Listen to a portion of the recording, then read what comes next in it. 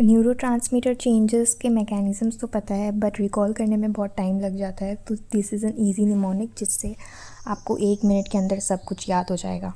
तो सबसे पहले तो ये देख लो कि S stands for serotonin, G for GABA, A से एसिटाइलकोलिन, S से नॉन एपिनेफ्रिन एंड D से डोपामीन। तो सबसे पहले हम शुरू करते हैं पार्किंसनिज़म में। पार्किंसनिज़म में हम देखते हैं एक पार्क है जिसमें हमने एक ऐड देखा। पार्क में एड्स लगे रहते हैं बहुत सारे, तो एक ऐड देखा जिसमें A goes up and D goes down. अब याद रखना A always goes up, always goes up, A always goes up, D goes down इसमें, ठीक है। अब हंटिंगटन में आओ।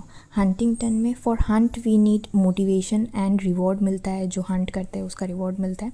तो motivation and reward center is dopamine, तो dopamine increases in it. For hunting we need a dagger, so for dagger you can remember DAG.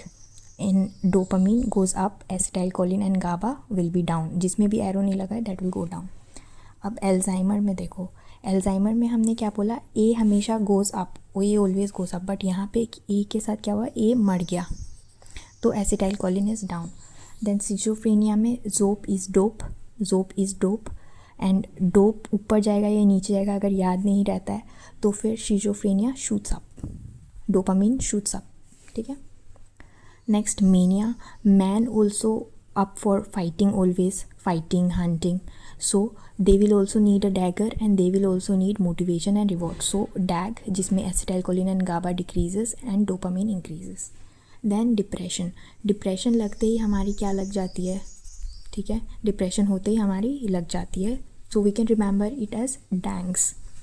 I said that A always goes up, so DANGs में A will go up, rest will go down. Next in anxiety, A के साथ इसमें N है, तो A तो ऊपर जाते हैं तो ये N को भी लेके जाएगा। एनजाइटी हम गन पॉइंट पे रहते हैं हमेशा, तो एनजाइटी में गन्स जिसमें A के साथ N है तो N will go up, rest will go down। ये U का कोई मतलब नहीं है।